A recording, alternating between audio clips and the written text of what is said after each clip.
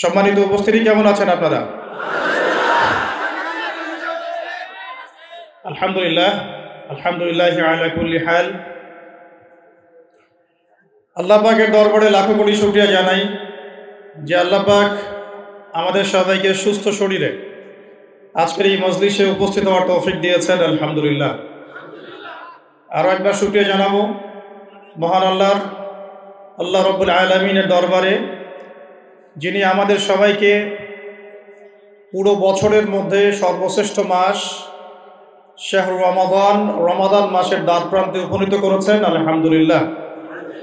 আমরা আল্লাহর কাছে দোয়া করি আল্লাহ পাক আমাদের সবাইকে সুস্থ শরীরে আসন্ন রমাদানের সবগুলো সওম রাখার তৌফিক দান করুন এবং রমাদান মাসের হক আদায় করার তৌফিক দান করুন। আমাদের আজকের আলোচ্য বিষয় ইফেক্টিভ রমাদান। কিভাবে আমরা আমাদের রমাদানটাকে সবচেয়ে ইফেক্টিভলি ইউটিলাইজ করতে পারি, এটাই আমাদের আজকের আলোচ্য বিষয়। আল্লাহ রাব্বুল আলামিন আমাদের সবাইকে আলোচনা শুনে বুঝে আমল করার তৌফিক দান করুন। আমি আজকে মূলত আপনাদের সাথে 10টা পয়েন্ট শেয়ার করতে চাই। এই 10টা পয়েন্টের দিকে যদি আমরা একটু খেয়াল রাখি, ইনশাআল্লাহু তাআলা আমরা আশা করি যে এই রমাদানে আমরা আল্লাহ রাব্বুল আলামিনের সন্তুষ্টি এবং রেজামন্দি হাসিল করতে পারবো ইনশাআল্লাহু তাআলা। আজকে আপনাদের সাথে আমি 10টা পয়েন্ট শেয়ার করতে চাই, যে 10টা পয়েন্টের উপরে যদি আমরা নজর রাখি ইনশাআল্লাহু তাআলা আশা করা যায় যে আমরা আমাদের রমাদান মাসটাকে সবচেয়ে সেরাভাবে উপভোগ করতে পারবো ইনশাআল্লাহু তাআলা। সর্বপ্রথম একটা হাদিস আমি আপনাদেরকে স্মরণ করাতে চাই। হাদিসটা বিশুদ্ধ সনদে অনেক কিতাবে এসেছে। নবী করিম সাল্লাল্লাহু আলাইহি ওয়াসাল্লাম একদিন মিম্বরের উপরে উঠলেন। প্রথম সিঁড়িতে উঠে তিনি বললেন আমিন, দ্বিতীয় সিঁড়িতে উঠে বললেন আমিন এবং তৃতীয় সিঁড়িতে উঠে বললেন আমিন। সাহাবায়ে কেরাম জিজ্ঞাসা করলেন যে আপনি আমিন কেন বললেন প্রত্যেক সিঁড়িতে? নবী করিম সাল্লাল্লাহু আলাইহি ওয়াসাল্লাম বলছেন, যখন আমি প্রথম সিঁড়িতে ছিলাম তখন জিবরাইল আলাইহিস সালাম এসেছিলেন এবং আমাকে বলেছেন, ধ্বংস হোক সেই ব্যক্তি, ধ্বংস হয়ে যাক সেই ব্যক্তি যে ব্যক্তি তার বৃদ্ধ পিতামাতাকে পেয়েছে কিন্তু তাদের সেবা যত্ন করে জান্নাত লাভ করতে পারে নাই। নবীজি বলেছেন আমিন। অর্থাৎ শিখলাম যাদের ঘরে পিতামাতা আছে, পিতামাতা দুজনে আছেন বা দুজনের একজন আছেন, তাদের খেদমত করে যদি আমরা জান্নাত অর্জন করতে ব্যর্থ হই তাহলে আমাদের জন্য ধ্বংস। আমরা কি এটা চাবো? আল্লাহ পাক আমাদের সবাইকে পিতামাতার হক আদায় করার তৌফিক দান করুন। দ্বিতীয় সিঁড়িতে নবী সাল্লাল্লাহু আলাইহি ওয়াসাল্লাম, তখন জিবরাইল আলাইহিস সালাম বলেছিলেন, ধ্বংস হোক সেই ব্যক্তি যে ব্যক্তি রমাদান মাসকে পেয়েছে, যে ব্যক্তি রমাদান মাসকে পেয়েছে কিন্তু রমাদান মাসকে পেয়েও ইবাদত বন্দেগীর মধ্য দিয়ে তার গুনাহগুলোকে মাফ করাতে পারলো না, সেই ব্যক্তি ধ্বংস হয়ে যায়। বলি নাউজুবিল্লাহ। আমরা কি এটা চাই? আচ্ছা, আমরা এদিকে পরে আসছি। তৃতীয় সিঁড়িতে নবী সাল্লাল্লাহু আলাইহি ওয়াসাল্লাম জিবরাইল আলাইহিস সালাম বললেন, ধ্বংস হোক সেই ব্যক্তি যে ব্যক্তি উপস্থিত আছে তার সামনে নবী সাল্লাল্লাহু আলাইহি ওয়াসাল্লামের নাম উচ্চারিত হয়েছে কিন্তু তার নাম শুনেও সে দরুদ পড়ে নাই, সাল্লাল্লাহু আলাইহি ওয়াসাল্লাম বলে নাই। আমরা দেখলাম দরুদ পড়ার সময় অনেকেই চুপ করেছিলেন। যে ব্যক্তির সামনে নবী সাল্লাল্লাহু আলাইহি ওয়াসাল্লামের নাম উচ্চারিত হয়েছে এরপরেও সে নাম শুনে দরুদ পড়ে নাই, নবীজি বলছেন তার জন্য ধ্বংস। বলি নাউজুবিল্লাহ। এর বিপরীতে অনেক হাদিস আছে, যদি আপনি একবার নবীর প্রতি দরুদ পড়েন আপনার প্রতি 10 বার রহম করা হবে ইনশাআল্লাহ। আল্লাহ পাক 10টা গুনাহ মাফ করে দিবেন, আল্লাহ পাক 10টা নেকি লিখে দিবেন এবং আপনার মর্যাদার স্তর আল্লাহ 10 গুণ বাড়িয়ে দিবেন। অতএব যদি কেউ টেনশন ফ্রি লাইফ লিড করতে চান তাহলে বেশি বেশি দরুদ পড়বেন, বলবেন সাল্লাল্লাহু আলাইহি ওয়াসাল্লাম অথবা দরুদ ইব্রাহিম যেটা আমরা পড়লাম, অথবা আল্লাহুম্মা সাল্লি আলা মুহাম্মদ ওয়া সাল্লিম, অথবা আল্লাহুম্মা সাল্লি ওয়া সাল্লিম আলা নবিয়িনা মুহাম্মদ। বিশুদ্ধ দরুদগুলো পড়বেন, আল্লাহ পাক তৌফিক দান করুন। এখানে একটা বিষয় লক্ষণীয়, নবীর নাম শুনে দরুদ না পড়লেই যদি অভিশাপ পেতে হয়, নবীর নাম শুনেছি দরুদ পড়ি নাই, একটা আমল ছুটে গেল, এর ফলশ্রুতিতেই যদি নবীর অভিশাপ পেতে হয়, তাহলে আমরা সারা জীবনে যারা নবী সাল্লাল্লাহু আলাইহি ওয়াসাল্লামের সুন্নতের খেলাফ চলছি, আমাদের কি হবে সেটা ভাবার দরকার আছে কি নাই? কথা কি বুঝতে পারছেন?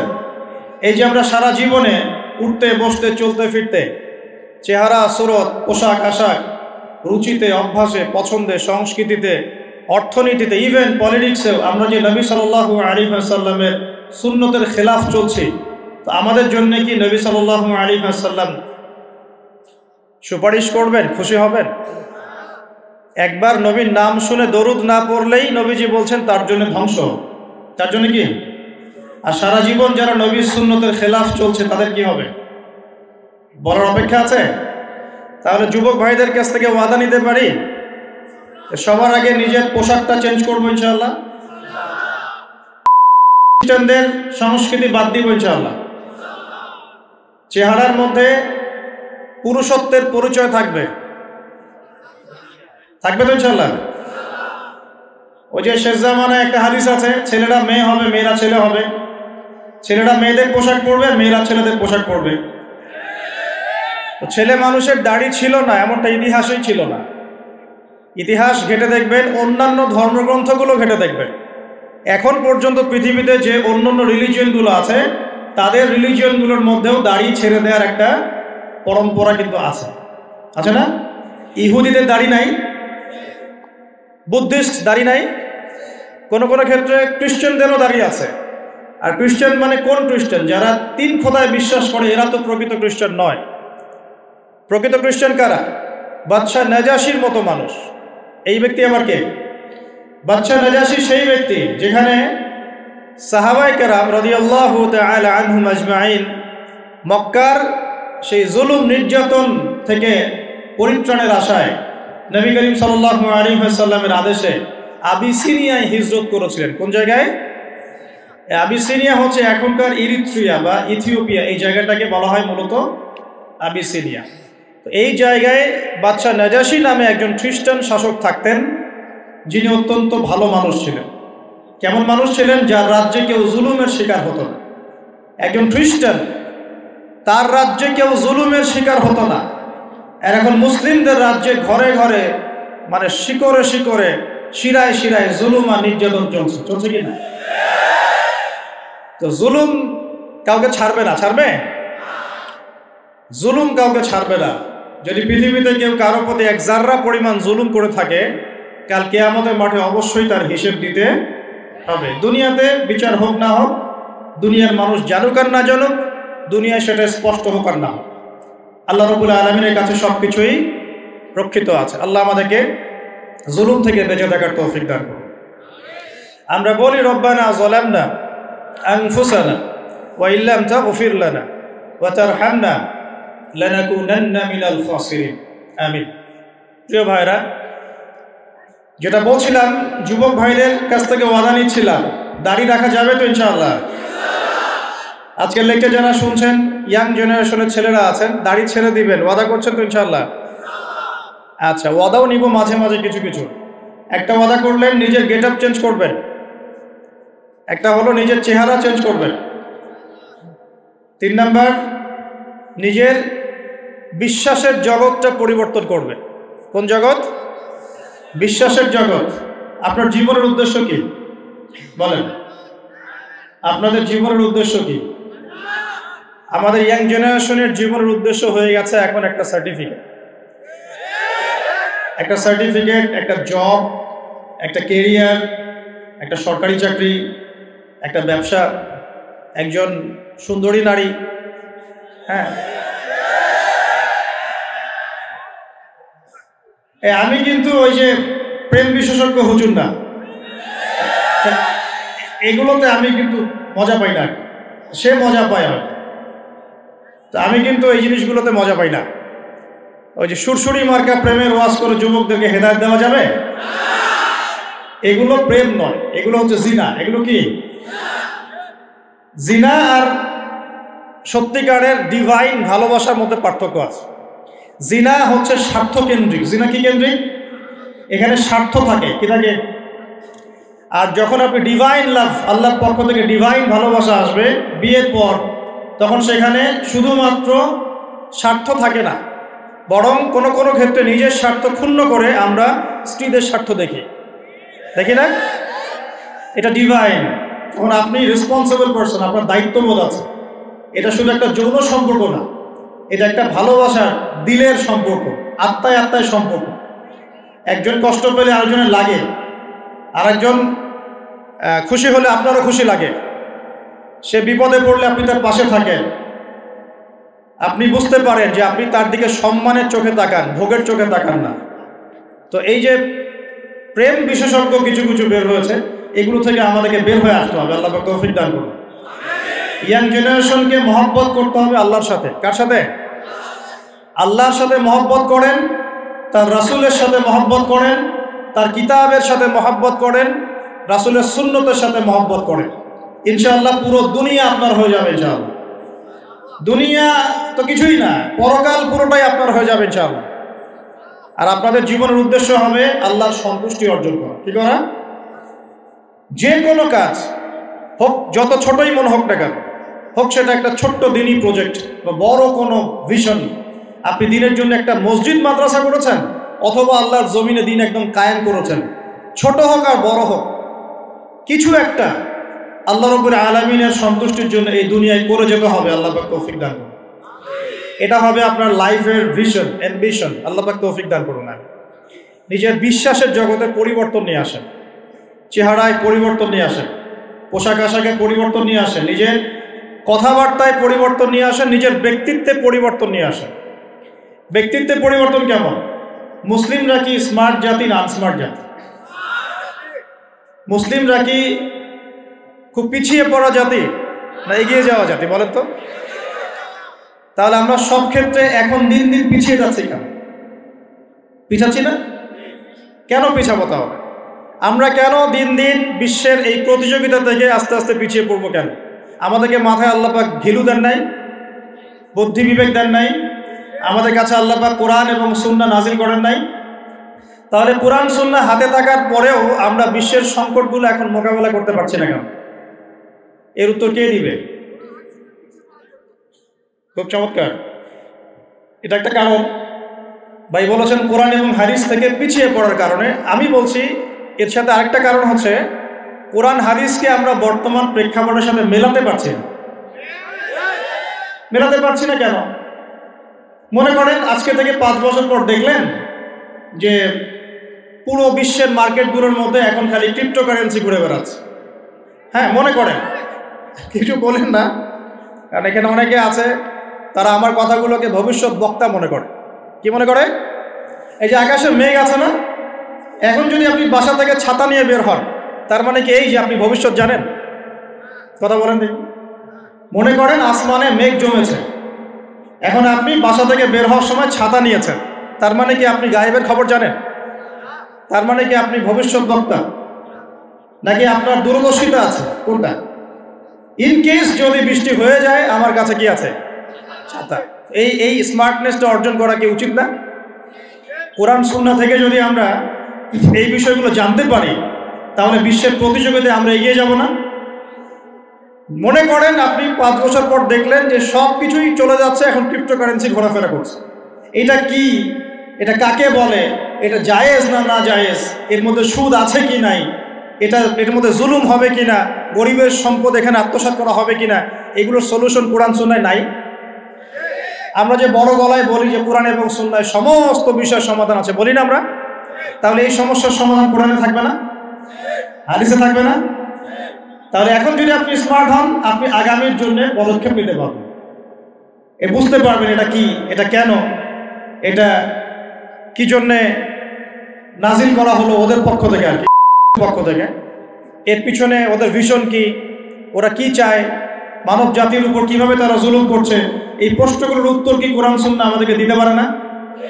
যদি আপনি গবেষণা করে খুঁজে বের করতে পারেন এবং খুঁজে বের করে আপনি সাধারণ মানুষের চেয়ে কিছুদিন আগেই বুঝতে পারেন এটা হতে যাচ্ছে, তার মানে আপনার এই জ্ঞানটা কি জায়েজ না জায়েজ? খিদির আলাইহিস সালাম যে বললেন নৌকাটা ফুটা আমি এই জন্য করেছিলাম, নৌকা ফুটা না করলে ওই যে সমুদ্রের কি ছিল, জলদস্যু বা মালিক নৌকা নিয়ে চলে যেত, মনে আছে কোন সূরা? কোন সূরা? সূরা কাহফ। হ্যাঁ, তো মূসা আলাইহিস সালাম তো বুঝতে পারলেন না কেন তিনি নৌকা ফুটা করছেন। খিদির আলাইহিস সালাম একটা বাচ্চাকে হত্যা করলেন, মনে আছে? মূসা আলাইহিস সালাম বললেন, এটা কি করলেন আপনি? এমন একটা গর্হিত কাজ করলেন, জঘন্য কাজ করলেন আপনি একটা। মূসা আলাইহিস সালাম আবার প্রশ্ন করেছিলেন, কেন দেয়াল নির্মাণ করছেন, কি দরকার? খিদির আলাইহিস সালাম বলেছিলেন, এই দেয়ালের নিচে 2 জন এতিম বাচ্চার পৈতৃক সম্পত্তি আছে। এই 3টা ঘটনাতে খিদির আলাইহিস সালাম বেশি স্মার্ট না মূসা আলাইহিস সালাম? এখন খিদির আলাইহিস সালাম শুধুমাত্র বাইরের চোখ দিয়ে দেখেন নাই, তিনি বাহির ভিতর উভয় চোখ দিয়ে দেখেছেন। আর এই দেখার ক্ষমতাটা দিয়েছেন আল্লাহ পাক। কে দিয়েছেন? তার কি নিজস্ব জ্ঞান ছিল? আল্লাহ পাক তাকে জ্ঞান দিয়েছেন। আল্লাহ বলছেন যে আমি আমার এই বান্দাকে আমার পক্ষ থেকে জ্ঞান শিখিয়েছি। ওয়াল্লামনাহু মিন লাদুন্না ইলমা। আল্লাহ বলছেন আমি আমার পক্ষ থেকে আমার এই বান্দাকে জ্ঞান শিখিয়েছি। আল্লাহ পাক চাইলে আপনাকে অন্তর্দৃষ্টি দিতে পারেন কি না? এখন প্রশ্ন হচ্ছে, অন্তর্দৃষ্টি পাওয়ার জন্য কি কি করতে হবে, কি কি কাজ করলে আশা করা যায় যে আপনি নূর এবং বাসিরা পাবেন? আশা করা যায়। তার মধ্যে 1 নম্বর কাজ হচ্ছে নিজের অন্তরটাকে আগে কলুষিত মুক্ত করা। মানে অন্তরের মধ্যে কারোর প্রতি হিংসা, বিদ্বেষ, রিয়া, অহংকার রাখা যাবে। অন্তর হবে একদম নিট অ্যান্ড ক্লিন। সবার কল্যাণকামী হবেন, সবার ভালো চাবেন, সবাইকে ভাই মনে করবেন। পারা যাবে ইনশাআল্লাহ? বরং মনে করবেন এই দুনিয়াতে সবচেয়ে পাপী মানুষ আপনি, বাকি সবাই ভালো। এই দুনিয়াতে সবচেয়ে খারাপ মানুষকে আমি নিজে, বাকি সবাই ভালো। নিজের গুনাহ নিয়ে, নিজের আমল নামা নিয়ে ব্যস্ত থাকতে হবে আগে। অন্যের পিছনে আঙ্গুল দেওয়া বন্ধ করতে হবে। পারা যাবে ইনশাআল্লাহ? 2 নম্বর, বেশি থেকে বেশি নামাজের সাথে নফল নামাজ, স্পেশালি তাহাজ্জুদ। এই সময় আল্লাহর পক্ষ থেকে কিন্তু আল্লাহর রহমত নেমে আসে। এই সময় যারা জাগতে পারে, যারা আলো জেলে রাত জাগতে পারে, তারা অন্যের কলবে আলো জ্বলার কাজ করবে ইনশাআল্লাহ। কথা কি ভারী মনে হচ্ছে?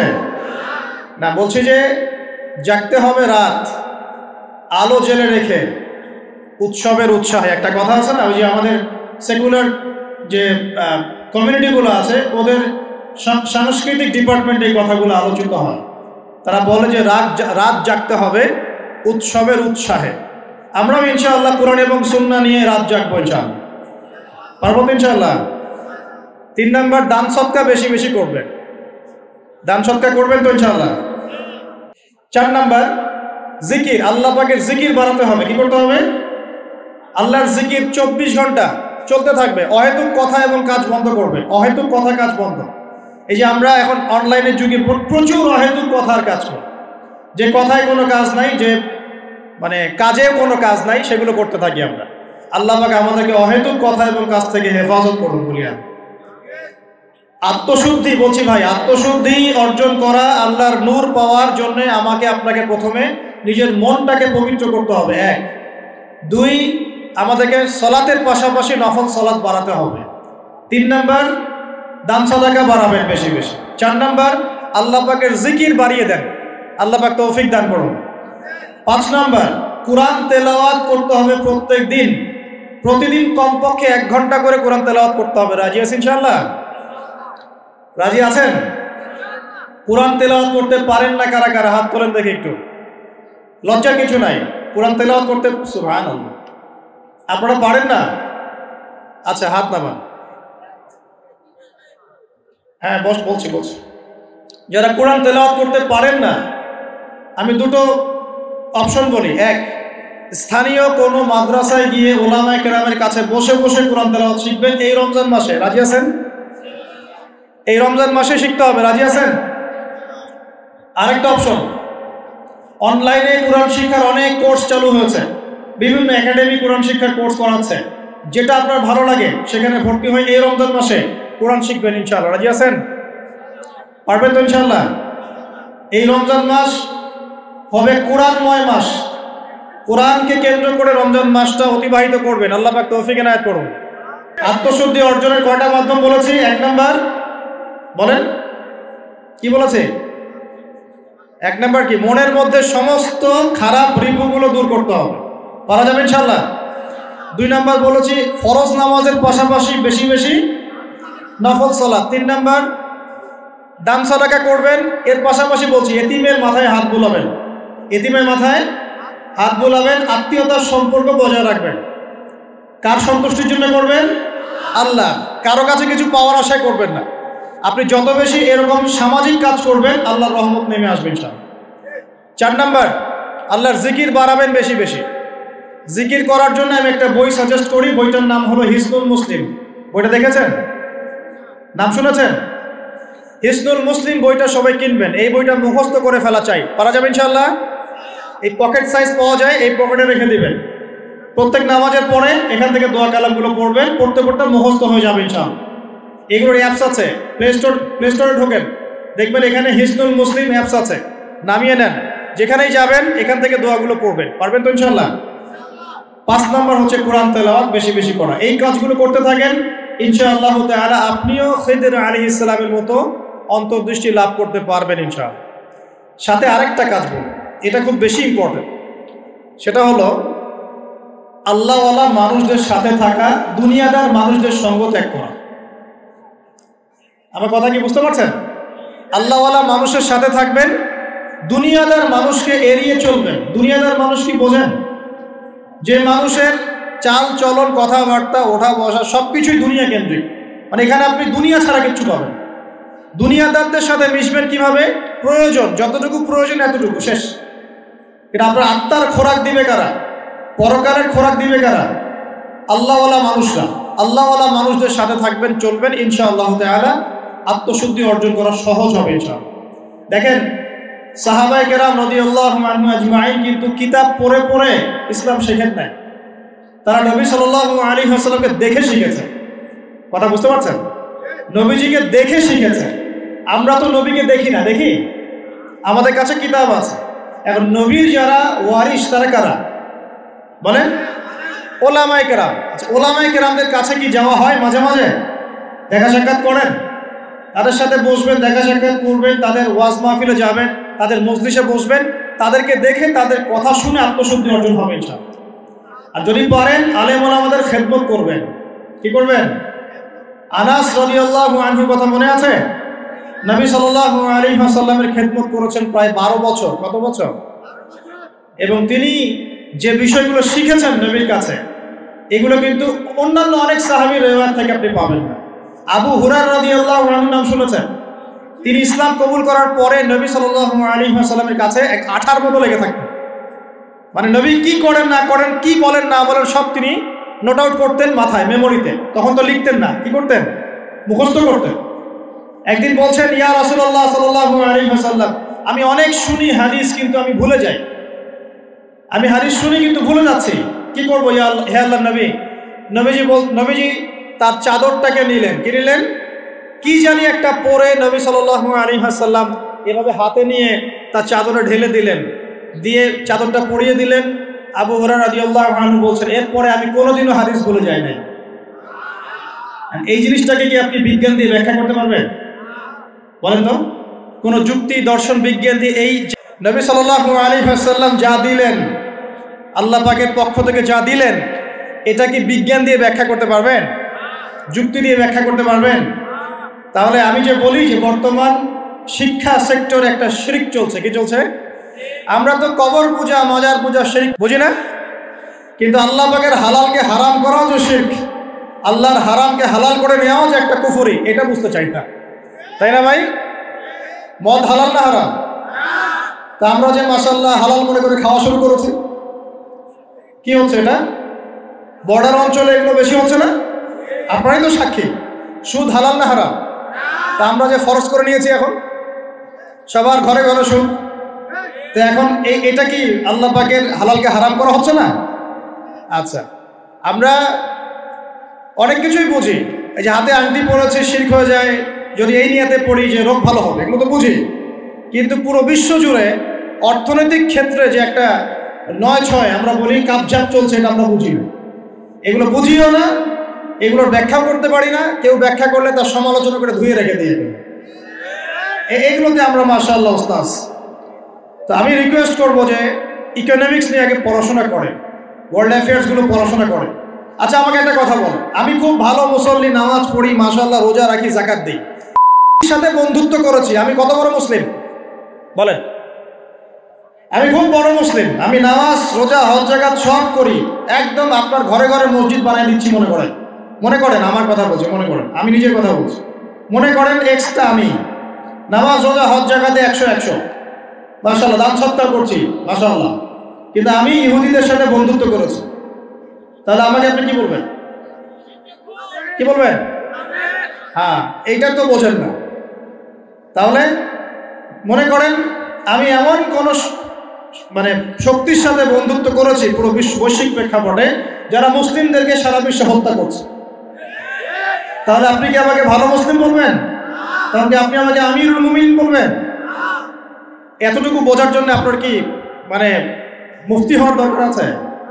এই আয়াতটা শোনেন, আল্লাহ পাক কি বলেছেন? ইয়া আইয়ুহাল্লাযীনা আমানু লা তাত্তাখিযুল ইয়াহুদা ওয়ান নাসারা আউলিয়া বা'দুহুম আউলিয়াউ বা'দ ওয়া মান ইয়াতাওয়াল্লাহুম মিনকুম ফাইন্নাহু মিনহুম ইন্নাল্লাহা লা ইয়াহদিল কওমাজ যালিমিন। আল্লাহই তো বলেছেন এরা জালেম। এরা কে?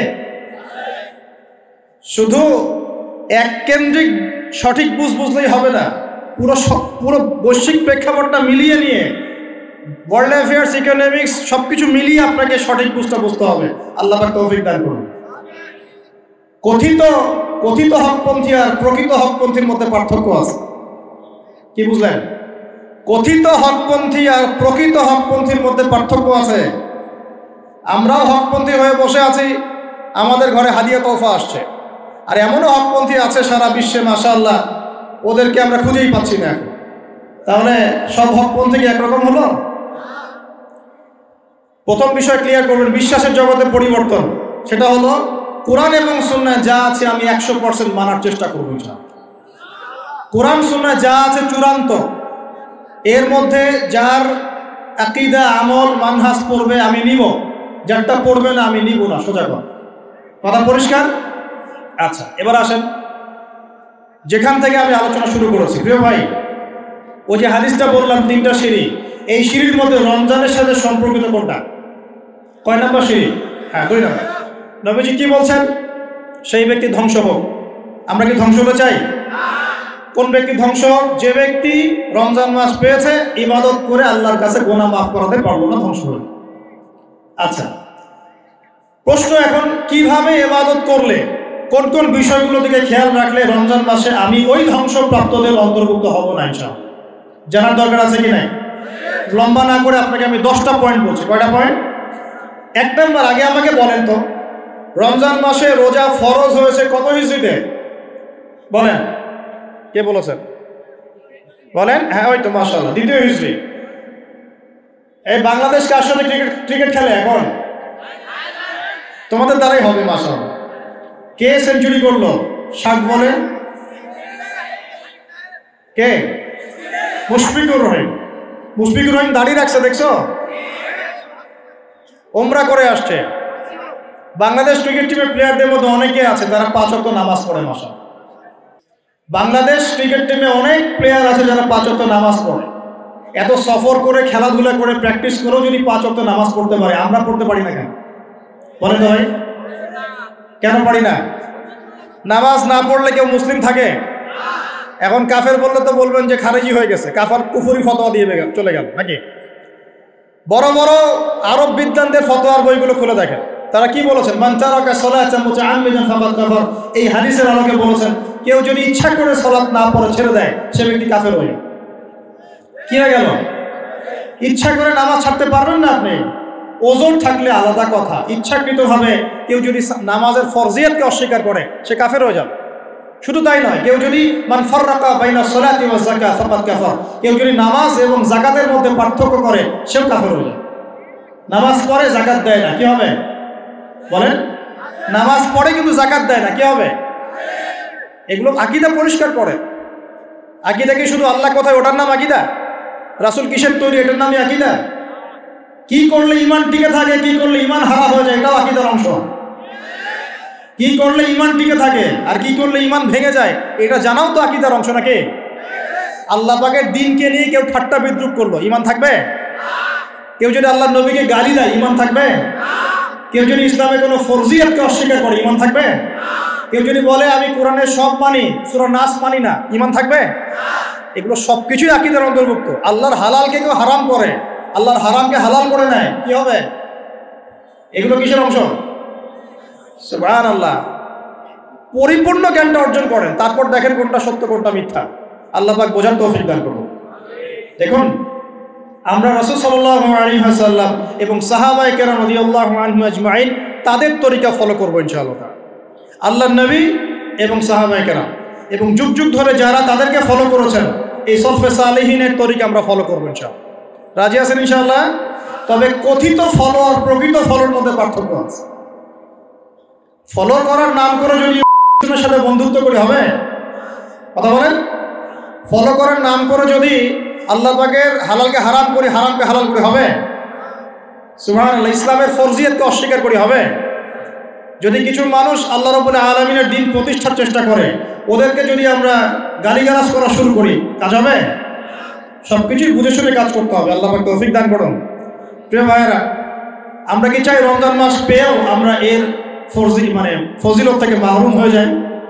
আমরা কি চাই? এই যেমন বলতে পারলেন কে সেঞ্চুরি করেছে, ঠিক তেমনি বলতে হবে কত হিজরিতে রমজানের রোজা ফরজ হয়েছে। কত হিজরি? আচ্ছা, রমজানের রোজা যে হিজরিতে ফরজ হয়েছে, ওই হিজরিতে আরো 2টা ঘটনা ঘটেছে। কি কি? কে বলতে পারবেন? এই তো মাশাআল্লাহ। কি নাম আপনার? মাশাআল্লাহ। আল্লাহ পাক আপনার জ্ঞানে বরকত দান করুন। যে রমজান মাসে আমরা সওম রাখছি, সেই রমজান মাসে সাহাবীরা বদরের যুদ্ধ করেছেন, বলেন সুবহানাল্লাহ। আরো আছে, যে রমজান মাসে আমরা সওম রাখবো, এই রমজান মাসে আল্লাহ পাক কিবলা পরিবর্তন করে দিয়েছেন, সুবহানাল্লাহ। কিবলা পরিবর্তন থেকে শুরু করি। কিবলা পরিবর্তন মানে কি? মদিনায় বসেছিল, বসে বসে অপেক্ষা করছিল কবে মুহাম্মদ সাল্লাল্লাহু আলাইহি সাল্লাম আসবে, তাকে নবী হিসেবে স্বীকার করব। যেই দেখলো যে মুহাম্মদ সাল্লাল্লাহু আলাইহি ওয়াসাল্লাম তো বনু ইসরাইল থেকে আসে নাই, আসছে কোথা থেকে? বনু ইসমাইল থেকে, মানে ইসমাইল আলাইহিস সালামের বংশ থেকে। এবং তিনি তো আমাদের নবী মুসাকেও মানেন, ঈসাকেও মানেন, সবই মানেন। আমরা তো বলি না, লা নুফাররিকু বাইনা আহাদিন মির রুসুলি, আমরা কোন রাসূলের মধ্যে পার্থক্য করি না।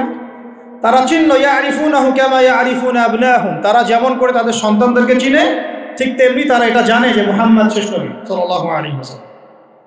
তাদের ধর্মগ্রন্থে লেখা আছে শেষ নবীর নাম আহমদ। কি নাম? আমাদের নবীর আরেকটা নাম কি? তাহলে তারা নবীজিকে চিনেও কেন স্বীকার করলো না? হিংসা।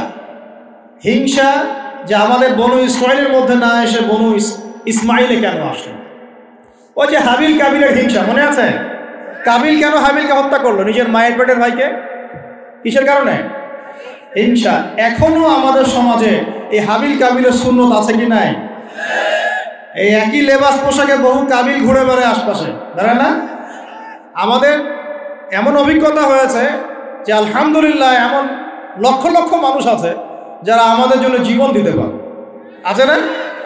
আবার এমনও বহু মানুষ আছে, আমরা মরলে মিলাদ পড়াবে, মরলে কি করবে? মিলাদ পড়াবে। তো কাবিল এখনো বহু আছে সমাজে। তবে দিন শেষে কে জয়ী হয়েছে, হাবিল না কাবিল? কাবিলের পরিণতি কি হবে আল্লাহ পাক তার রাসূলের মাধ্যমে জানিয়েছেন। নবীজি বলছেন, এই পৃথিবীতে যত মানুষ খুন হবে, সমস্ত খুনের পাপের একটা অংশ কাবিলের আমল নামে যোগ করা হবে, বলি না? মানে মনে করেন এই পৃথিবীতে যদি 100 কোটি মানুষ খুন হয়ে থাকে এই পর্যন্ত, হতে পারে কিন্তু শুধু প্রথম বিশ্বযুদ্ধই তো কতজন হয়েছে? প্রায় 3.5-4 কোটি মানুষ। সেকেন্ড ওয়ার্ল্ড ওয়ারে প্রায় 7 থেকে 8 কোটি মানুষ বলা হয় অ্যাপ্রক্সিমেটলি। এতগুলো মানুষ দে ওয়ার কিল্ড, তাদেরকে মেরে ফেলা হয়েছে। ভিয়েতনাম যুদ্ধে এরকম 30,000-এর বেশি। চেঙ্গিস খানের নাম শুনেছেন কিনা? এই তো সারা বিশ্বে প্রায় মনে হয় 1 কোটি মানুষকে হত্যা করেছে। এরকম কত হিস্ট্রি পৃথিবীতে ঘটেছে। আর কাবিলের আমল নামায় সমস্ত খুনের একটা অংশ গিয়ে যোগ হচ্ছে। চিন্তা করেন কত বড় পাপ। আমরা কি কাবিল হব না হাবিল হব? আল্লাহ পাক আমাদের সবাইকে হাবিল হওয়ার তৌফিক দান করুন আর কাবিলদের থেকে হেফাজত করুন, আমিন। এখন আসেন যেখানে ছিলাম প্রিয় ভাইরা, রমজান মাসে কিবলা পরিবর্তনের সাথে ঈদের সাথে সম্পর্ক আছে। আগে আমরা নামাজ পড়তাম বাইতুল মাকদিসের দিকে মুখ করে, বা বাইতুল মাকদাসের দিকে মুখ করে, আকসার দিকে। বেশ কয়েক মাস, মনে হয় 16-17 মাস আমরা নামাজ পড়েছি ওই দিকে মুখ করে। আল্লাহ পাক কেন তাহলে কিবলাটা পরিবর্তন করে দিলেন রমজান মাসে? তো আবার সংক্ষিপ্ত উত্তর হচ্ছে, এখানে শুধু বাহ্যিকভাবে কেবলা পরিবর্তন উদ্দেশ্য নয়, এখানে এই ঘটনার পর থেকে এই রমাদান মাসেই একটা নতুন জাতির উত্থান ঘটেছে বিশ্বের বুকে। তার নাম কি? মুসলিম জাতি। কোন জাতি? আমরা তাদের নবীকে স্বীকার করেছি, তাদের কেবলাকে মেনে নিয়েছি, নামাজ পড়েছি, কিন্তু ওরা আমাদেরকে সহ্য করে নাই, ওরা আমাদের নবীকে স্বীকার করে নাই, হিংসা করেছে, ষড়যন্ত্র করেছে। এক পর্যায়ে আল্লাহ রাব্বুল আলামিন এই জাতি থেকে আমাদের বিচ্ছিন্নতা ঘোষণা করলেন, কেবলা পরিবর্তন করে দিলেন, যাও তোমাদের কেবলা এখন এদিকে। তার মানে এটা হচ্ছে একটা নতুন জাতির উত্থান। তাহলে আমরা কি এই রমজান মাসে একটা নতুন জাতির উত্থান দেখতে পারবো ইনশাআল্লাহ? আমার কথা কি কঠিন মনে হচ্ছে? নতুন জাতির উত্থান মানে কি? প্রত্যেকের ভিতর থেকে আমরা তাসকিয়া অর্জন করবো ইনশাআল্লাহ, কোরআন সুন্নাহ মানার প্রত্যয় ব্যক্ত করব, রমজানের শিক্ষাগুলো সারা বছর ধরে রাখবো, একটা নতুন ইয়াং জেনারেশন এই বাংলার বুকে মাথা তুলে দাঁড়াবে ইনশাআল্লাহ। রাজি আছেন তো ইনশাআল্লাহ? আমি দাড়ি পাকা লোকদেরকে নিয়ে খুব বেশি আশা করছি না, দাড়ি কাঁচা ছেলেপেলেদেরকে নিয়ে বেশি আশা করছি। আমার আশা কি পূরণ হবে ইনশাআল্লাহ? আমাদের সমস্যাগুলো একটু বলি, তারপরে বুঝবে। প্রবলেমসগুলো হচ্ছে পরিপূর্ণ জ্ঞানের অভাব, এক, জ্ঞান অনুযায়ী আমলের ঘাটতি আছে। 3 নাম্বার, আমরা পার্সিয়াল ইসলাম ফলো করি, কিছু মানে কিছু মানতে চাই না। তারপরে ইকোনমিক সেকশনে হারামখোর হয়ে গেছে অনেকেই। তারপরে ধর্মতাত্ত্বিক ক্ষেত্রে আমরা দলে দলে বিভক্ত হয়ে গেছি, এখন দলে দলে, মানে বিভক্তির শেষ নাই। মনে করেন একজন বলবে আমি কোনো বিভক্তিতে নাই, আমি চূড়ান্ত সঠিক, পরে দেখবেন ওর মধ্যেও 4টা দল। তো আমরা বিচ্ছিন্ন হয়ে গেছি, একজনের সাথে আরেকজনের ভালো সম্পর্ক নাই, এবং যোগ্য একটা ইউনাইটেড নেতৃত্বের ঘাটতি আছে। এই প্রবলেমসগুলো যখন আমাদের ওভারকাম করবেন আপনারা করবেন, আমরা তো খালি ধরিয়ে দিতে পারবো, আপনারাই করবেন, হ্যাঁ তোমরাই করবা ইনশাআল্লাহ, আল্লাহ পাক কবুল করে নেবে। যখন করতে পারবা ইনশাআল্লাহ, দেখবা যে আল্লাহ রাব্বুল আলামিনের জমিনে দিন ইনশাআল্লাহ শুধু প্রচার হবে না, প্রতিষ্ঠাও হয়ে যাবে। দিন প্রতিষ্ঠা হোক, আপনারা চান না? কোন মুনাফিক চায় না দিন প্রতিষ্ঠা হোক? দেখি কোন মুনাফিক আছে আল্লাহর জমিনে যে চায় না যে আল্লাহর দিন প্রতিষ্ঠা হোক? প্রতিষ্ঠার প্রচার কি এক জিনিস? আমি আপনাকে এখন দাওয়াত দিয়ে গেলাম নামাজের, কিসের? কিন্তু আপনি যদি নামাজ না পড়েন আমি কিচ্ছু করতে পারবো? আমি আপনাকে যাকাত দেওয়ার আহ্বান জানিয়ে গেলাম, আপনি যাকাত দিচ্ছেন না, আমি কিছুই করতে পারবো? আমি বলে গেলাম ভাই জেনা করেন না, আপনি তারপরেও আল্লাহ না করে করলেন, আমি কিছুই করতে পারবো? কেউ পরকিয়া করেছে, আমি নিষেধ করে গেলাম পরকিয়া করেন না, আপনি দাওয়াত দিয়ে গেলাম, আপনি শুনলেন কি শুনলেন না, আমি কিন্তু কিছু করতে পারলাম। কিন্তু যদি উমর রাদিয়াল্লাহু আনহু থাকতেন এখন, যদি আপনি নামাজ না পড়তেন আপনাকে পিটিয়ে নামাজ পড়াতেন, যদি আপনি জেনা করতেন আপনাকে জনসম্মুখে 100 বেত্রাঘাত করা হতো, যদি ব্যভিচার করতো কি করতো? তাহলে বলেন, আছে না নাই এগুলা? ইসলামে কি এগুলো আছে না নাই? আচ্ছা, এগুলো তো মানুষকে বোঝাতে হয় যে এগুলোও ইসলামে আছে ভাই, এগুলো আছে। আমরা খালি এখন মানে ইখতিলাফি মাসআলাগুলোকে নিয়ে মাশাআল্লাহ খুব ব্যস্ত। এই যে মেজর জিনিস তো পড়ে আছে, এগুলো কোথায়? আল্লাহ পাকের একটা হুদুদ প্রতিষ্ঠা হওয়া কত বছর জানি, 40 বছর মনে হয়, বৃষ্টিপাতের চেয়ে বেশি ফজিলতপূর্ণ। 40 দিন না 40 বছর, আমি ভুলে গেছি, আল্লাহ মাফ করুন। 40 দিন বা 40 মাস এরকম বৃষ্টি হবে, জমিন উর্বর হবে, এর চাইতে বেশি মানে ফজিলতপূর্ণ যে আল্লাহ পাকের একটা বিধান কায়েম হয়েছে। কথা বুঝতে পারছেন? ওলামায়ে কেরাম জানেন, আমি টাচ করে গেলাম, তারা আপনাদেরকে বলবেন ইনশাআল্লাহ। আমি দায়ী মানুষ, আমি আলেম নই। আপনারা আলেমের যে সংজ্ঞা কঠিন করে দিয়েছেন, ওই সংজ্ঞাতে আমরা আলেম হিসেবে পড়ছি না, আমরা শুধু পয়েন্টসগুলো ফাইন্ড আউট করে আপনাদেরকে দাওয়াত দিতে পারি, এতটুকু। তবে ইনশাআল্লাহ এতে কিছু না হোক ইয়াং জেনারেশনের মধ্যে একটা পরিবর্তন আসছে আলহামদুলিল্লাহ। আমরা আশা করি ইয়াং জেনারেশন নিজের জ্ঞানে, নিজের যোগ্যতায়, আমলে এবং আকীদায়, রিজিকের হালালত্বে সব দিক থেকে নিজেদেরকে গুছিয়ে নিয়ে আল্লাহ পাকের জমিনে দিনটা প্রতিষ্ঠা করবে ইনশাআল্লাহ। শুধু একদিনের ওয়াজ করে হবে? এই যে হাত উঁচু করলেন, অনেকেই কোরআন তেলাওয়াত করতে জানেন না, এই কাজগুলো হবে ভাই? কোরআন তেলাওয়াত না শিখলে হবে? কোরআনের অর্থ না জানলে হবে? অনেকে তো মনেই করে না কোরআনের অর্থ জানার প্রয়োজন আছে, তাই না? অর্থ জানার প্রয়োজন নাই? অর্থ না জানলে আমরা কোরআনের মূল বিষয়টা বুঝতে পারবো? এই যে হাদিসগুলো পড়ছি, আমল করছি, হাদিসের অর্থ যদি বুঝতে না পারতেন কেমন করে আমল করতেন? আমল করতে পারতেন?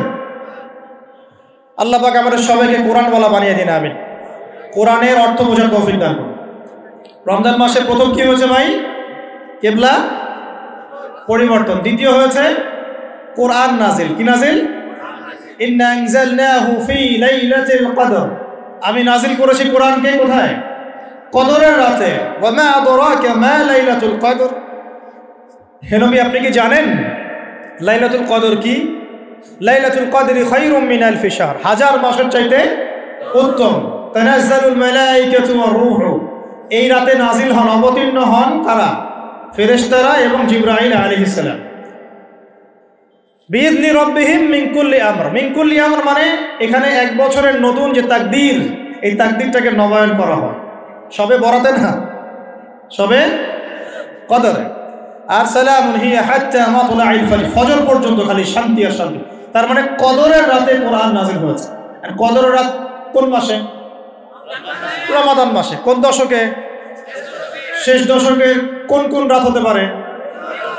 মাশাআল্লাহ 21, 27, 21, 23, 25, 27, 29, এর মধ্যে যে কোনো একটা। ওই যে বলে 27ই হবে, হতেই হবে। 21, 23, 25, 27, 29 যে কোনো এক রাতে হতে পারে। আল্লাহ পাক আমাদেরকে লাইলাতুল কদর পড়ার তৌফিক দান। এবং যুবকদের যৌবনে আল্লাহ পাক বেশি বেশি রমজান দান করুন, বেশি বেশি লাইলাতুল কদর দান করুন। আগেকার উম্মতের হায়াত লম্বা ছিল, তাই তারা অনেক সময় পেত ইবাদত করা। আমাদের যেহেতু একটা শর্ট, এই কারণে আল্লাহ রাব্বুল আলামিন আমাদেরকে এরকম উৎসবের কিছু সিজন দিয়েছেন, ইবাদতের সিজন দিয়েছেন। যেমন লাইলাতুল কদর, এক রাত ইবাদত করবেন, 1000 মাস ইবাদতের চাইতে উত্তম হবে ইনশাআল্লাহ। আল্লাহ রাব্বুল আলামিন আমাদের সবাইকে বেশি বেশি নেক আমল করার তৌফিক এনায়েত করুন।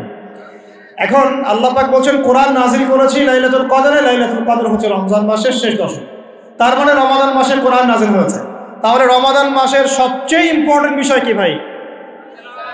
কোরআন নাজিল হওয়া। এখন কোরআন নাজিল হওয়ার পর কি হয়েছে? উত্তর, কোরআন নাজিল হওয়ার পর মাত্র 23 বছরের ব্যবধানে, কত বছর? মাত্র 23 বছরের ব্যবধানে একটা আইয়ামে জাহেলিয়া মানে আবু জেহেলের সমাজ মুহাম্মদ সাল্লাল্লাহু আলাইহি ওয়াসাল্লামের সমাজে পরিণত হয়েছে বলে আল্লাহু আকবার। প্রিয় ভাই আমার দিকে খেয়াল করেন, রমজান মাসে কেবলা পরিবর্তন মানে নতুন জাতির উত্থান হবে তো ইনশাআল্লাহ। রমজান মাসে কোরআন নাজিল হওয়া, কোরআন নাজিলের মূল উদ্দেশ্য ছিল আবু জেহেলের সমাজটাকে পরিবর্তন করে মুহাম্মাদের সমাজে পরিণত করা সাল্লাল্লাহু আলাইহি ওয়াসাল্লাম। হয়েছে কি না? 23 বছরে হয়েছে না? আবু জেহেলের সমাজ মানে কি? যে সমাজে শিরকে ভর্তি ছিল, কি ছিল? এখন নাই? মুসলিম অমুসলিম উভয় সমাজে শিরক নাই? বহু মুসলিম কবর পূজা করে কিনা, মাজার পূজা করে কিনা, আছে না এগুলা? আপনাদের এলাকায় আছে কিনা আমি জানি না। আমি বহু জায়গায় ঘুরে আসি বাংলাদেশের, বাপরে বাপ। এবং কোন কোন জায়গায় তারা এত বেশি শক্তিশালী, বলতে গেলে কল্লাকাটি ফেলা হয়ে যাবে, মাথা খারাপ। যাক, আল্লাহ পাক আমাদের সবাইকে সর্বপ্রকার শিরক থেকে বাঁচিয়ে রাখুন, আমিন। কবরে শায়িত ব্যক্তি আমার কোনো কল্যাণ অকল্যাণ করতে পারবে? সে আমাকে সন্তান দিতে পারে? সে আমার লাভ ক্ষতির মালিক? সে গায়েবের খবর জানে? তাহলে পরকালে আমাকে ফুলসিরাত পার করে দিবে? পরকালে শাফায়াতের যে বিষয়গুলো আছে এগুলো কি? এগুলো হচ্ছে আল্লাহ পাকের অনুমতি ক্রমে তারা করবেন। আল্লাহ পাকের অনুমতি ক্রমে শহীদগণ সুপারিশ করবেন। কার অনুমতিতে? অনেক আলেম ওলামাও করবেন। হাফেজে কোরআন, এই যে হাফেজে কোরআন যাদেরকে পাগড়ি দেওয়া হলো, তোমরা আমাদের জন্য দোয়া করিও, তারাও কিন্তু সুপারিশ করবে। নবীগণ, নবী সাল্লাল্লাহু আলাইহি ওয়াসাল্লাম করবেন। এটা কি নিজের ইখতিয়ার না আল্লাহর অনুগ্রহ? কোনটা? এটা আল্লাহ পাকের অনুগ্রহ। সো আকীদা স্পষ্ট রাখবেন। এরপরে আসেন তো যেটা বলছিলাম প্রিয় ভাই, আবু জেহেলের যুগ মানে কি? শিরকে ভর্তি। আবু জেহেলের যুগ মানে সুদে ভর্তি সমাজ। আবু জেহেলের যুগ মানে হচ্ছে মাদকে ভর্তি সমাজ। আবু জেহেলের যুগ মানে মেয়েদের অবমাননা। আবু জেহেলের যুগ মানে গোত্রীয় হানাহানি। এগুলো ছিল আবু জেহেলের যুগ। এখন এই সমস্যাগুলো এই বিশ্বে আছে কি নাই? তাহলে এই বিশ্বের প্রেক্ষাপটেও কোরআন নাজিলের সেই মর্ম চলবে কি চলবে না? একই বিষয় না? আবু জেহেলের যুগে যা ছিল এই বিশ্বে আমরা তাই দেখছি। আবু জেহেলের যুগে লাইলাতুল কদরে কোরআন নাজিল হয়েছে রমজান মাসে। তার মানে এখনো সেই একই হক আদায় করতে হবে কোরআনকে কেন্দ্র করে, কথা ঠিক কিনা? তাহলে এখন প্রশ্ন হচ্ছে কিভাবে করব? কিভাবে আমরা এখনকার জাহেলিয়াতগুলো দূর করে মুহাম্মাদের সমাজ প্রতিষ্ঠা করব? এটা ইম্পর্টেন্ট কিনা? রমজানের সবচেয়ে ইম্পর্টেন্ট বিষয় হচ্ছে কোরআন নাজিল হওয়া।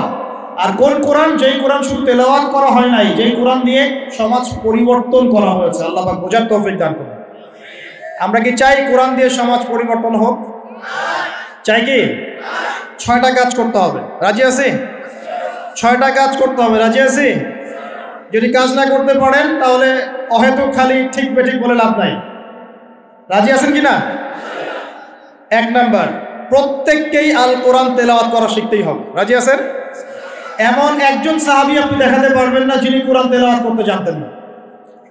একজন সাহাবী দেখান আমাকে তিনি কোরআন তেলাওয়াত করতে পারতেন না। পারবেন? তার মানে শুধু কোরআনের আলো ঘরে ঘরে জ্বালো এই স্লোগান দিয়ে সমাজ পরিবর্তন হয় নাই। কোরআনের হক আদায় করেছেন বিধায় হয়েছে। আমরা কি রাজি আছি কোরআন তেলাওয়াত করা শিখবো ইনশাআল্লাহ? একজন ব্যক্তি বাকি থাকবেন না যিনি কোরআন তেলাওয়াত করতে পারেন না, এমন একজন ব্যক্তি বাকি থাকবেন না ইনশাআল্লাহ। রাজি আছেন? যার বয়স 70 হয়ে গেছে আপনিও কায়দা নিয়ে বসবেন ইনশাআল্লাহ। আপনার বয়স 80 হয়ে গেছে তাও কায়দা নিয়ে বসবেন ইনশাআল্লাহ। ওর পড়তে পড়তেই মৌত হয়ে যায় তাও সমস্যা নেই। রাজি আছেন? কোরআনের হক আদায় করতেই হবে, আদারওয়াইজ এভাবে সমাজ পরিবর্তন হবে না। আবেগ দিয়ে, স্লোগান দিয়ে, জনস্রোত দিয়ে কোনো কাজ নাই। জনস্রোত দিয়েও কোনো কাজ নাই। কাজের মানুষ দরকার। কি দরকার? কাজের মানুষ দরকার। আপনি পঙ্গপাল দিয়ে কি করবেন? অ্যাক্টিভ কাজের মানুষ দরকার। দরকার কি না? শিক্ষিত যোগ্য মানুষ দরকার। অতএব আগে কোরআন পড়া শেখেন। আল্লাহ পাক তৌফিক দান করুন। আমি দোয়া করি আল্লাহ পাক আমাকে এবং আপনাদের সবাইকে নিয়মিত কোরআন তেলাওয়াত করার তৌফিক দান।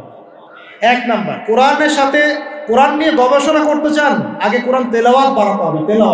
তেলাওয়াত বাড়াতে বাড়াতে বাড়াতে বাড়াতে যখন আপনি দেখবেন প্রতিটা আয়াত আপনার ঠোঁটের আগে চলে আসছে, তখন আপনি হিফজ করাটা সহজ হয়ে যাবে, তখন অর্থটা বোঝা সহজ হয়ে যাবে, অ্যারাবিক গ্রামার শেখা সহজ হয়ে যাবে এবং গবেষণা করাটাও সহজ হবে। আগে কোরআন পড়তে হবে। আল্লাহ পাক করার তৌফিক দান করুন। প্রথম আয়াত নাযিল হয়েছে কি? ইকরা বিসমি রাব্বিকাল্লাযী। পড়াশোনাই তো করতে চায় না ইয়াং জেনারেশন, খালি ওয়াজ শুনতে চায়। অনলাইনে খালি বিচ্ছিন্ন ওয়াজ শুনে দিনের কনস্ট্রাকটিভ জ্ঞান অর্জন করা যাবে না।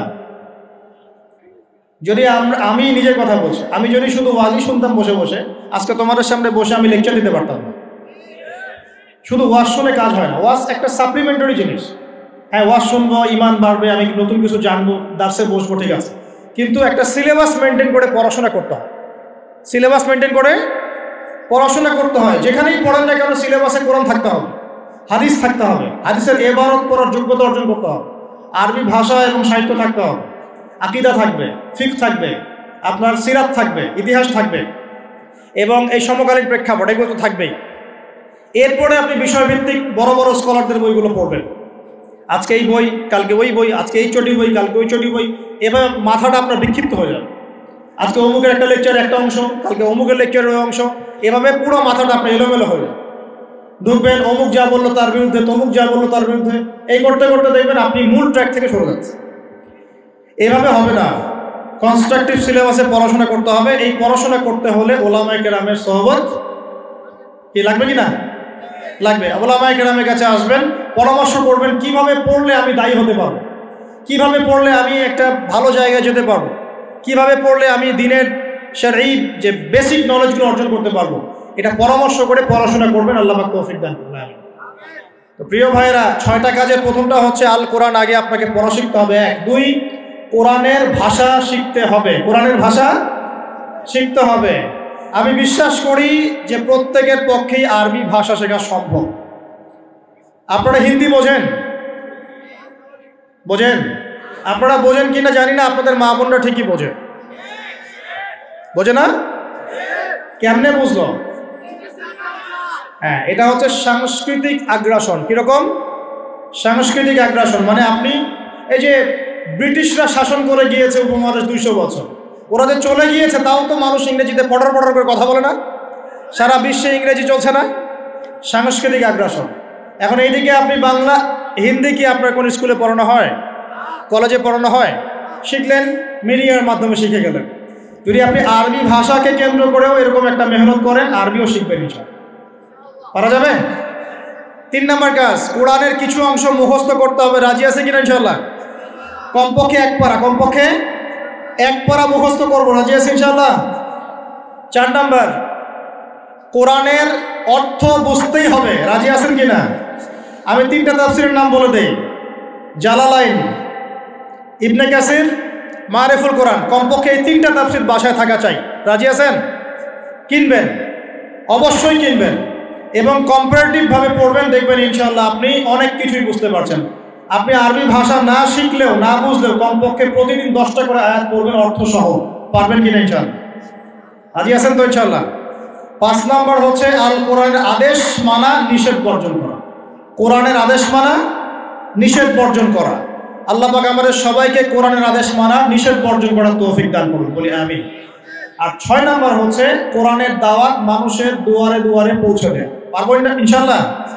যারা কোরআন শিখেছি, টুকটাক কিছু পড়েছি, জেনেছি, অতটুকুই আপনি মানুষের কাছে পৌঁছে দেন। আল্লাহ পাক তৌফিক দান করুন।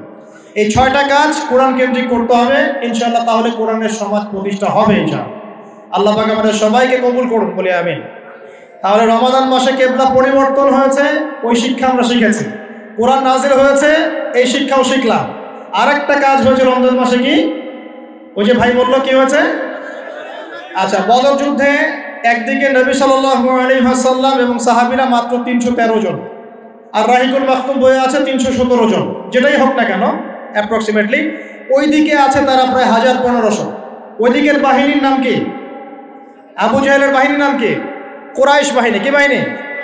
তারা শক্তিশালী ছিল না মুসলিমরা? ওরা শক্তিশালী ছিল। ওদের ঘোড়া বেশি, ওদের উট বেশি, ওদের অস্ত্র বেশি। আর মুসলিমদের মাত্র 2টা ঘোড়া। কয়টা ঘোড়া? 2টা ঘোড়া। 2টা ঘোড়া, অল্প কিছু উট, বাকিরা পায়ে হেঁটে যাচ্ছে, অস্ত্র শস্ত্র নাই। তাহলে এই যুদ্ধে কে জয়লাভ করেছে শেষমেশ? আল্লাহ পাক ফেরেশতা নামিয়ে সাহায্য করেন নাই? রমজানে বদরের যুদ্ধ হয়েছে, মুসলিমরা বিজয় লাভ করেছে, তাই তো? এখন শিখলাম কি? রমজান মাস হচ্ছে জালেমের বিরুদ্ধে দাঁড়িয়ে যাওয়ার মাস। শিখলাম কি? বুঝতে পারলেন কথা নাকি? না বুঝেই হ্যাঁ বললেন। রমজান মাস কি? জালেমের বিরুদ্ধে দাঁড়িয়ে যাওয়ার মাস। এখন আগেই বড় লেভেলে আপনাকে নিয়ে যাচ্ছি না। আমাদের নফস কি জুলুম করেছে কিনা? আল্লাহুম্মা ইন্নী যালামতু নাফসি পড়ে কিনা? রব্বানা যালামনা আনফুসানা পড়ে কিনা? আর নিজের নফসের জুলুমের বিরুদ্ধে আপনি দাঁড়িয়ে যাবেন রমজান মাসে ইনশাআল্লাহ। ওই সমস্ত হারাম অ্যাফেয়ার্স বন্ধ, পর্নোগ্রাফি দেখা বন্ধ, সুদ খাওয়া বন্ধ, ঘুষ নেওয়া বন্ধ, মিথ্যা কথা বলা বন্ধ। মানে নফসের সাথে তাবেদারির যত পাপ আছে সব পাপ বন্ধ ইনশাআল্লাহ। রাজি আছে কিনা? নিয়াত করেন ভাই, ইন্নামাল আমালু, নিয়াত তো করেন, আল্লাহ পাক তৌফিক দিবেন ইনশাআল্লাহ। আচ্ছা, তারপরে যদি দেখেন পরিবারে জুলুম, ওর বিরুদ্ধে দাঁড়িয়ে যাবেন। যদি দেখেন যে সমাজে জুলুম, ওর বিরুদ্ধে দাঁড়িয়ে যাবেন। যদি দেখেন বিশ্বে জুলুম, ইনশাআল্লাহ মুসলমানরা ওর বিরুদ্ধে দাঁড়াবে ইনশাআল্লাহ। আজ হোক আর কাল হোক দাঁড়াবে। তা আমরা দোয়া করি রমজান মাসে আল্লাহ পাক যেন ওই জালেমদেরকে ধ্বংস করে না। এই রমজান মাসে আল্লাহ পাক যেন মাজলুম ভাইদেরকে প্রতিবাদ করার তৌফিক দান করেন ইনশাআল্লাহ তাআলা। সময় আস্তে আস্তে শেষের দিকেই যাবে এবং ইনশাআল্লাহ কিয়ামত হবে না যতদিন পর্যন্ত না এই বিশ্বে ইসলাম প্রতিষ্ঠা হচ্ছে, তার আগ পর্যন্ত ইনশাআল্লাহ কিয়ামত হবে না। এটা নিজের মানে খাতায় ডায়েরিতে লিখে নেন, এটাই হবে ইনশাআল্লাহ। এবার আসেন ইফেক্টিভ রমাদানের 10টা পয়েন্টের কয়েকটা আমি বলেছি, বাকিগুলো বলে শেষ করছি। 1, প্রিয় ভাই আমার দিকে তাকান। আমরা কি চাই রমজান মাস হেলায় নষ্ট করতে, নাকি রমজান মাসে গুনাহ মাফ করাতে? আমার সাথে বলেন, এই 10টা কাজ আমরা সবাই করব ইনশাআল্লাহ। রমজান মাসকে ইফেক্টিভ করতে এই 10টা কাজ করবো ইনশাআল্লাহ। রাজি আছেন? 1 নাম্বার হচ্ছে 5 ওয়াক্ত নামাজ। রাজি আছেন কিনা? 5 ওয়াক্ত নামাজ সাধ্যমতো চেষ্টা করব জামাতে পড়ার জন্য। ওই যে নামাজ নাই ইসলাম নাই, নামাজ যে পড়ে না ওর সাথে কোনো খাতির নাই। খাতির আছে? কোনো খাতির নাই। নামাজ অবশ্যই পড়তে হবে, মাস্ট বি। এরপরে নামাজের সাথে সাথে কমপক্ষে 12 রাকাত করে নফল। কত রাকাত? যে ব্যক্তি 12 রাকাত নফল বা সুন্নত দৈনিক পড়ে তার জন্য জান্নাতে একটা ঘর তৈরি করা হয়। 12 রাকাত কি কি কে বলতে পারবেন? প্রথমে ফজরের 2, জোহরের আগে 4, জোহরের পরে 2, কত হলো? 4, 2, 6, 2, 8। মাগরিবের পরে, এশার পরে, এই হলো 12। পড়বো তো ইনশাআল্লাহ। এইগুলো 1 নম্বর কাজ, নামাজ পড়া। 2 নম্বর ভাই, নামাজের সাথে সাথে তাহাজ্জুদ এবং তারাবি অবশ্যই পড়তে হবে। রাজি আছে কিনা? আল্লাহর ওয়াস্তে গ্যাঞ্জাম করতে যায় না 20 না 8। এই গ্যাঞ্জামে আল্লাহর রাস্তায় যায় না। তারাবির নামাজ 5 ঘন্টা। কত রাকাত সেটা বড় কথা না। তারাবির নামাজ কত ঘন্টা? প্রায় 4-5 ঘন্টা। আর 5 ঘন্টায় 8 রাকাত পড়েন, 5 ঘন্টায় 20 রাকাত পড়েন। কি বুঝতে পারছেন কথা? নবী সাল্লাল্লাহু আলাইহি ওয়াসাল্লাম তারাবির নামাজ কত লম্বা পড়েছে? 1 ঘন্টা। কতক্ষণ পর্যন্ত? সাহাবীরা কি বলছেন? সাহাবীরা বলছেন যে আমরা তড়িঘড়ি করে সেহরি খেয়েছি। নামাজ এত লম্বা নবীজি পড়েছেন, শেষে তড়িঘড়ি করে সেহরি করতে হচ্ছে। তা নবী সাল্লাল্লাহু আলাইহি ওয়াসাল্লামের 2 রাকাত নামাজ কত লম্বা ছিল। আমরা এখন নামাজের রাকাত সংখ্যা নিয়ে যত বেশি ঝগড়া করি, কোয়ালিটি নিয়ে এত ঝগড়া করি। কোয়ালিটি ইম্পর্টেন্ট না? আমার নামাজটা কত সুন্দর হচ্ছে, কত লম্বা হচ্ছে, কত ধীর স্থির হচ্ছে, এই নামাজে আমি ধীর স্থিরভাবে কোরআন শুনবো, বুঝবো, চোখ দিয়ে পানি ঝরবে, এগুলো ইম্পর্টেন্ট না? মক্কা মদিনায় গিয়ে দেখেন, যারা এখন উমরা করতে গিয়েছেন অনেক, তারা সৌভাগ্যবান। তারাবির নামাজ নর্মাল এমনি যে কোনো নামাজেই, তারাবির নামাজ তো আরো বেশি। দাঁড়ালে আপনার চোখ দিয়ে পানি পড়তে বাধ্য। মধু তেলাওয়াত, লম্বা কেরাত। ফজরের নামাজ মিনিমাম 20 মিনিট। ফজরের নামাজ 15 থেকে 20 মিনিট। আর আমরা তো 3G 4G 5G মাশাআল্লাহ। কোনো কোনো মসজিদে 6G। মানে সূরা ফাতিহা শুরু হয়, ওই শেষে গেলে দলিন শেষ, মানে আর কিছু বুঝলাম না মাঝখানে কিছু। এগুলো কি নামাজ? আমরা তো নামাজ পড়তেই ভাই দুনিয়াতে আসছি, নাকি? দুনিয়াতে আসছি কেন? ওয়া খালাকুল জিন্না ওয়াল ইনসা ইল্লা লিয়াবুদুন। তো নামাজই তো পড়তে আসছি ভাই, এখন তাড়াহুড়ার কি আছে?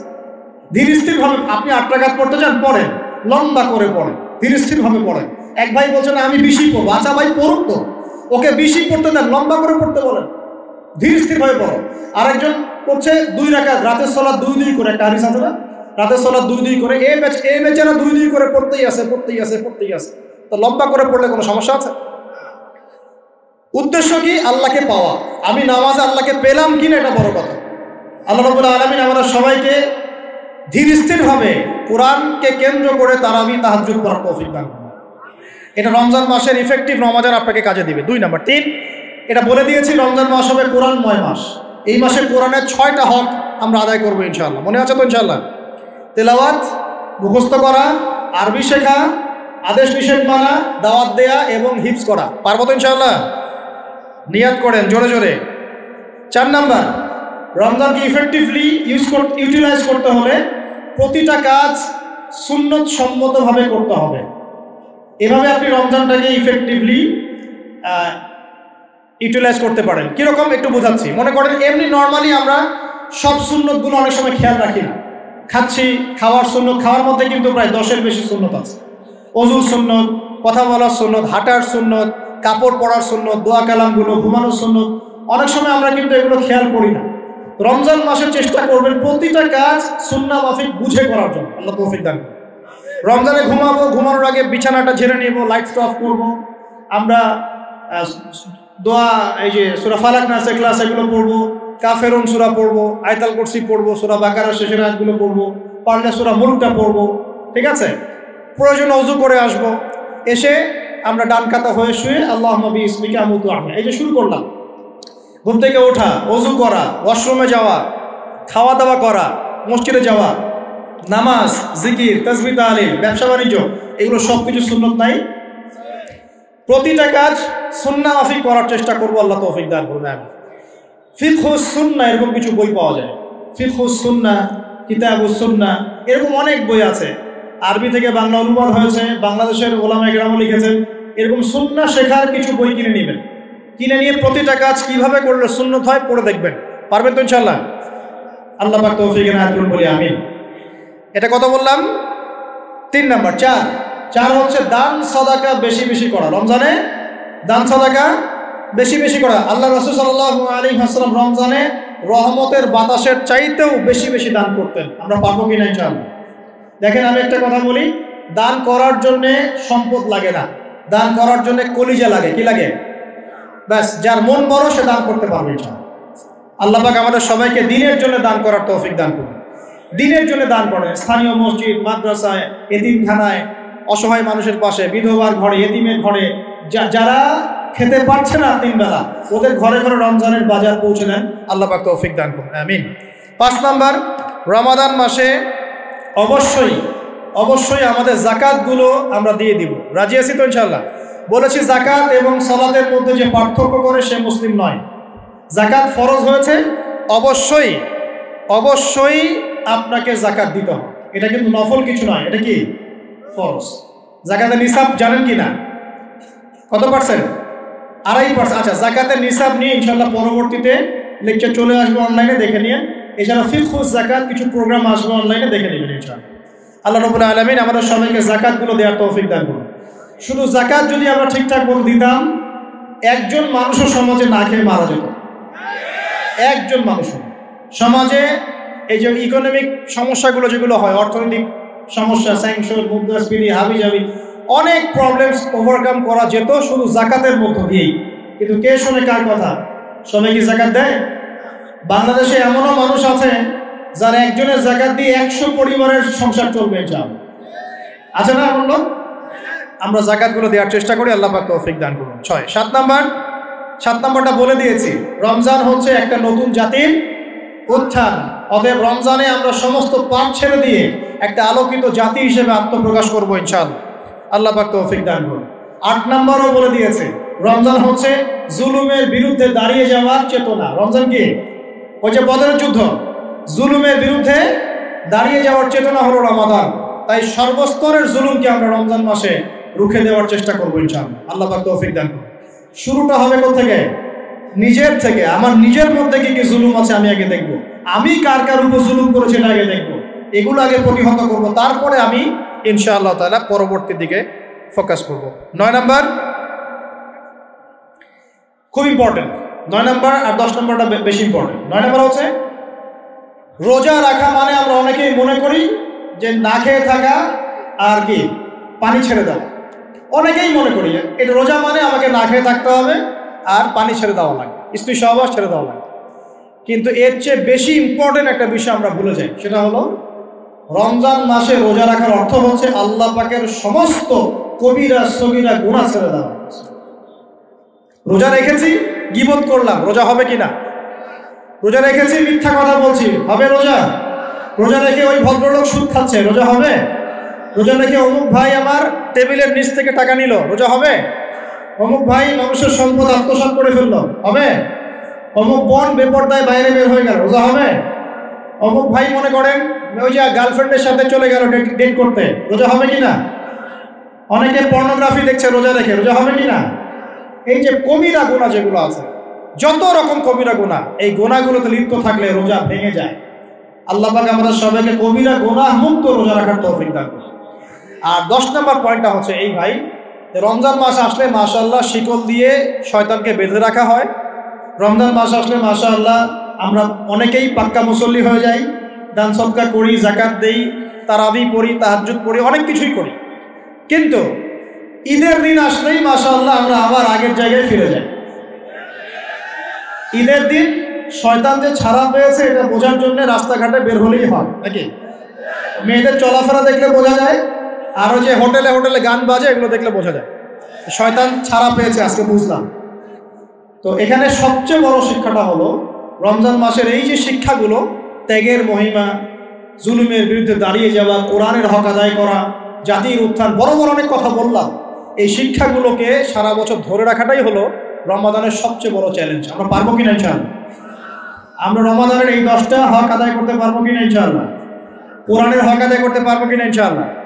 আল্লাহ রাব্বুল আলামিন আমাদের সবাইকে আসন্ন রমজানে সুস্থতার সাথে সমস্ত সওম রাখার তৌফিক দান করুন এবং রমজান মাসে বেশি বেশি তেলাওয়াত করার তৌফিক দান করুন, অর্থ বুঝে পড়ার তৌফিক দান করুন, বেশি বেশি দান সদকা করার তৌফিক দান করুন, বেশি বেশি ওই যে গরিব দুঃখী মানুষের পাশে দাঁড়ানোর তৌফিক দান করুন, বেশি বেশি যাকাতগুলো দিয়ে দেওয়ার তৌফিক দান করুন, বেশি বেশি আল্লাহর জিকির করার তৌফিক দান করুন, বেশি বেশি আল্লাহ পাক আমাদেরকে নফল নামাজগুলো পড়ার তৌফিক দান করুন, কোরআন কেন্দ্রিক সময় কাটানোর তৌফিক দান করুন, রাসূলের সুন্নতের উপর আমল করার তৌফিক দান করুন এবং একটা নতুন আলোকিত প্রজন্ম এবং জাতি হিসেবে এই রমজানে আল্লাহ রাব্বুল আলামিন আমাদের যুব সমাজকে আত্মপ্রকাশ করার তৌফিক দান করুন। সর্বোপরি রমাদানের এই শিক্ষাগুলোকে সারা বছর ধরে রাখার তৌফিক আল্লাহ পাক আমাদের সবাইকে দান করুন, আমিন। আমি এই বলে আমার আজকের সংক্ষিপ্ত আলোচনা শেষ করছি। আকুলু কওলি হাযা আস্তাগফিরুল্লাহ লি ওয়া লাকুম ওয়া লিসাইরিল মুসলিমিন বারাকাল্লাহু লানা ওয়া লাকুম বিল আয়াতিল হাকীম ইন্নাহু তাআলা জাওয়াদুন কারীমুন বাররাউফুর রহিম সুবহানাকা আল্লাহুম্মা ওয়া বিহামদিকা আশহাদু আন লা ইলাহা ইল্লা আনতা আস্তাগফিরুকা ওয়া আতুবু ইলাইক। আসসালামু আলাইকুম ওয়া রাহমাতুল্লাহি ওয়া বারাকাতুহু।